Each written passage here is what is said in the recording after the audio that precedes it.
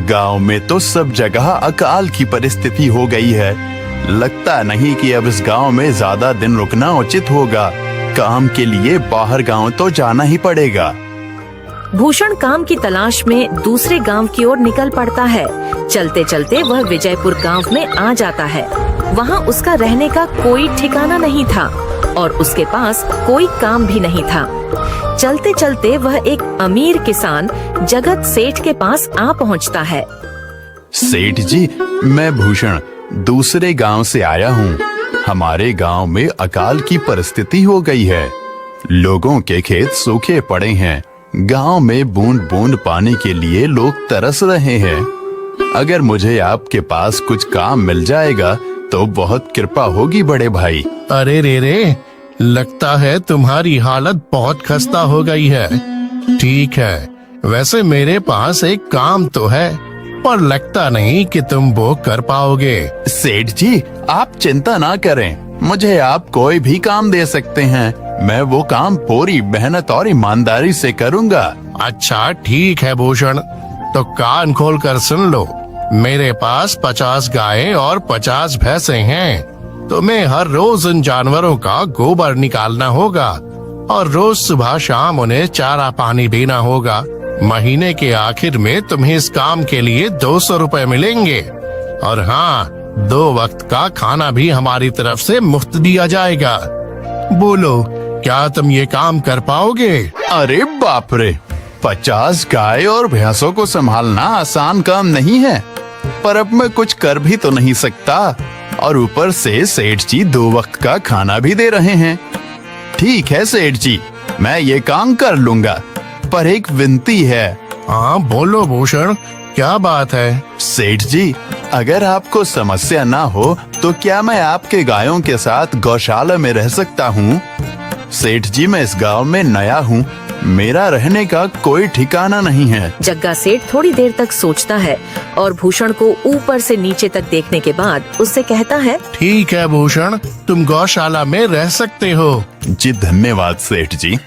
तब से भूषण गौशाला में रहकर अपना काम करने लगता है। वह रोज जल्दी उठकर गाय और भैंसों का गोबर निकालता, उन्हें चारा डालता और समय पर पानी भी पिलाता था। हर रोज भूषण अपना काम ईमानदारी और पूरी मेहनत से करता था। जगत सेठ को भी भूषण का काम बहुत पसंद आने लगा, क्योंकि वह अपना काम सफाई से करता था। एक दिन जगत सेठ भूषण को बुलाकर उससे बोलता है, भूषण, मुझे तुम्हारा काम बहुत पसंद आया है। तुम गाय और भैंसों का अच्छा ख्याल रख रहे हो, इसलिए दूध की गुणवत्ता भी बढ़ गई है और गायें पहले से ज्यादा दूध भी दे रही हैं। इसलिए मैं आज से तुम्हारी तनख्वाह बढ़ाकर पूरे 400 रुपए कर रहा हूँ। आपका बहुत बहुत धन्यवाद सेठ जी। कुछ दिन ऐसे ही बीतने लगते हैं। भूषण जगत सेठ के पास बहुत मेहनत और ईमानदारी से काम करता है। धीरे धीरे भूषण के पास अच्छा खासा रुपया जमा हो जाता है, जिससे वह अपने लिए छोटा सा रहने लायक एक कुटिया बनवा लेता है। उस गौशाला में सोकर तो नाक से गोबर की गंध अभी भी नहीं जा रही। अब आखिरकार मुझे अपने घर में चैन से सोने को तो मिलेगा। तब से भूषण जगत सेठ के पास गौशाला में काम करने आता और 2 वक्त का खाना खाकर अपने घर सोने के लिए चला जाता था। कई साल ऐसे ही बीत जाते हैं। भूषण की मेहनत के कारण उसके पास अच्छा खासा रुपया जमा हो जाता है। एक दिन भूषण जगत सेठ से बोलता है, सेठ जी, आजकल गांव में चोरी की समस्या बहुत बढ़ गई है और मेरे पास कुछ रुपए भी जमा हैं जो मैंने अपने घर में रखे हुए हैं, पर मुझे उन पैसों की चोरी की चिंता हो रही है। आपको तो पता है कि मैं दिन भर आपके पास ही काम करता हूँ और सिर्फ रात में ही घर सोने जाता हूँ, इसलिए मुझे रोज उन पैसों की चोरी की चिंता सताती है। हाँ भूषण, तुम बात तो बिल्कुल सही कह रहे हो। आए दिन गांव में नए नए चोरी के किस्से सामने आ रहे हैं और दिन भर तो तुम्हारा घर खाली ही रहता है, तो चोरी होने की संभावना तो जरूर है। जगत सेठ थोड़ी देर सोचता है और फिर भूषण से कहता है, देखो भूषण, ऐसे समय में तो गांव में एक ही जगह है जहां पर तुम्हारा धन सुरक्षित रह सकता है, और वो है जमींदार का घर। क्या जमींदार का घर? हाँ भूषण, इस गांव के जमींदार बहुत ईमानदार और दयालु हैं। ऐसा मैंने कुछ लोगों से सुना है और उनके घर पर बहुत सारे पहरेदार भी हैं, तो चोरी होने की संभावना बहुत कम है। तुम अपने पैसे उनके पास रख सकते हो। अच्छा, ऐसा है क्या सेठ जी? ठीक है, फिर आज ही मैं जमींदार जी से मिलकर बात करता हूँ और उन्हें अपनी समस्या बताता हूँ। उस दिन भूषण जमींदार जी के घर उनसे बात करने जाता है। हे टूडको, कहाँ अंदर आए जा रहे हो? वहीं रुक जाओ। जी, मुझे जमींदार जी से मिलना है। मुझे उनसे कुछ काम है। क्या काम है तुमको उनसे? मुझे जरा बताओ। जी, मुझे कुछ पैसे रखवाने थे उनके पास, यही काम के लिए आया था मैं। अच्छा ठीक है, तुम अंदर जा सकते हो। नमस्ते जमींदार जी, मैं भूषण जगत सेठ के यहाँ काम करता हूँ। कुछ साल पहले ही मैं दूसरे गांव से यहाँ आया हूँ। अच्छा भूषण, बोलो तुम्हारा क्या काम है मेरे पास? जमींदार जी, मैं सालों से जगत सेठ के पास काम कर रहा हूँ और मैंने कुछ रुपए भी जमा कर लिए हैं। पर बात यह है कि गांव में चोरी की समस्या बहुत बढ़ गई है, तो मुझे अपने रुपए घर में रखने से डर लग रहा है। अच्छा, कितने रुपए जमा किए हैं तुमने? जमींदार जी, यही कोई 5 से 6 हजार रुपए होंगे मेरे पास। वाह, ये तो बड़ी रकम है। मैंने आपकी ईमानदारी के बारे में लोगों से बहुत सुना है, इसलिए मैं अपनी रकम आपके पास कुछ वक्त के लिए रखने आया हूँ। हाँ भूषण, तुमने बिल्कुल सही सुना है। तुम्हारी रकम मेरे पास पूरी तरह से सुरक्षित रहेगी। तुम अब चिंता ही छोड़ दो, मैं सब देख लूंगा। भूषण अपने पैसों की थैली जमींदार को दे देता है। ये पूरे 5,800 रुपए हैं, आप गिनकर देख लीजिए। गिनने की क्या जरूरत है? तुम तो जगत सेठ के आदमी हो, मुझे तुम पर पूरा विश्वास है। जमींदार जी, आपका बहुत बहुत धन्यवाद। अब मुझे चोरों का कोई डर नहीं है, क्योंकि मेरे पैसे सुरक्षित हाथों में हैं। अरे भूषण, कोई बात नहीं, धन्यवाद तो मुझे बोलना चाहिए, जो तुम मेरे पास आए अपने रुपए रखने के लिए। भूषण अपने पैसे जमींदार को देकर अपने घर चला जाता है। हाँ भूषण, तुम्हारे पैसे मेरे हाथों में ही अच्छे लगते हैं। ऐसे ही भूषण ईमानदारी और मेहनत से जगत सेठ के यहाँ काम कर रहा था। देखते ही देखते 2 साल ऐसे ही बीत जाते हैं। एक दिन भूषण सोचता है, अब बहुत साल हो गए जगत सेठ के यहाँ काम करते हुए। वैसे सेठ जी तो बहुत अच्छे इंसान हैं, पर सोच रहा हूँ कि खुद की जमीन लेकर उस पर मेहनत करूँ, तभी मैं बड़ा आदमी बन सकता हूँ। अब जो मेरे पास थोड़े कुछ पैसे हैं और जो जमींदार के पास कुछ पैसे संभालने के लिए दिए हैं, वो जमा करके थोड़ी जमीन खरीद लूंगा। आज ही जमींदार से मिलने जाता हूँ और अपने रुपए मांगता हूँ। ये सोचकर भूषण जमींदार जी के घर चला जाता है। जमींदार जी, मैं अपने रुपए वापस लेने आया हूँ। आपके पास मैंने 5,800 रुपए दिए थे संभालने के लिए। अरे भाई साहब, मैंने पहचाना नहीं आपको। वैसे कौन हो आप? अरे जमींदार जी, मैं भूषण हूँ। पिछले साल मैंने आपको पैसे संभालने के लिए दिए थे, याद आया कुछ? अरे भाई साहब, मेरे पास कितने सारे लोग आते जाते हैं पैसे रखने के लिए, और सभी के साथ मेरा अच्छा व्यवहार होता है। वैसे आपके पास कोई कागजात हैं क्या? क्योंकि मैं हर व्यक्ति से कागज पर ही व्यवहार करता हूँ। किसने कितने पैसे दिए, किसके कितने पैसे रखे हैं, सबका व्यवहार रहता है मेरे पास। जमींदार जी, ये आप क्या बात कर रहे हैं? आपकी ईमानदारी देखकर ही मैंने आपको पैसे दिए थे संभालने के लिए, और आप अब ऐसी बातें कर रहे हैं। कृपया करके मेरे पैसे मुझे वापस कीजिए। हाँ भूषण, मैं ईमानदारी से ही काम करता हूँ, इसलिए तो तुमसे मैं डॉक्यूमेंट्स मांग रहा हूँ। क्या तुम्हें पता नहीं, जब तुम किसी से पैसों का व्यवहार करते हो तो तुम्हें स्टाम्प पेपर पर लिख कर देना पड़ता है। तुम किसी से भी पूछ सकते हो। नहीं जमींदार जी, मैं आपके पैर पड़ता हूँ, कृपया करके मेरे रुपए मुझे दे दीजिए।